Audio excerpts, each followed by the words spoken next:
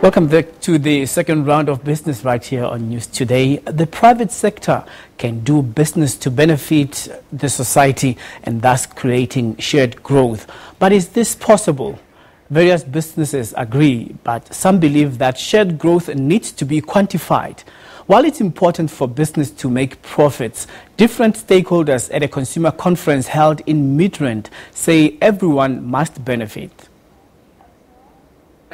The Consumer Council is hosting a two-day conference to thresh out the notion of shared growth. Various business delegates engaged in a robust debate to find out if the concept does exist. The purpose of the conference is that the Consumer Goods Council is putting out the issues that are facing South Africa in this really tight economy. The consumers of South Africa are really suffering with high prices, poor quality of service in many cases, and what we're trying to do is to get a understanding within the industry as to how we can improve efficiency, get prices down, and get better delivery and service to the consumers. The debate on whether shared growth exists or not doesn't look at matters on paper, but rather on whether business is doing something to alleviate the burden of higher food prices in the market. When inflation goes up, food prices go up, and that affects the consumer. This concept of shared value and profitability of corporations actually can coexist and should coexist. There's some tension because we're all trying to learn as we go on this journey of shared value, but I do think the profit motive and creating sustainable societal value can coexist.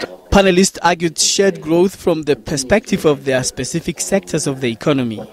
They believe that the private sector must participate in the economy while taking into consideration the consumer's interests. It is our responsibility, I think, as business, as responsible corporate citizens, to actually begin to grapple with this issue around shared value and come up with experiments, some of which would fail. But how can we save the shared value when small businesses have been liquidated and 67% of them have gone under in the past 2 quarters according to Statistics South Africa? I think what we need to do is we shouldn't be discouraged by that. We need to learn some lessons. What is causing that kind of failure to take place? A critical part here is going to be the collaborative working between business, government and civil society. However, one panelist has a different view. He argues that shared growth can be achieved by not overlooking the interest of business without quantifying the numbers, as those who are in charge of companies are responsible for the overheads and are accountable to the shareholders.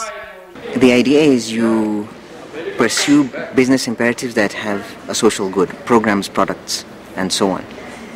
Any program or product, by its very nature or definition, has benefits and costs associated with it, revenues and costs. And for any business, those are key indicators of where the business is going. While the debate continues, the challenge for the society begs the question, what can be done to make shared growth a reality while the burden of unemployment, inequality and poverty remains a problem? The conference continues.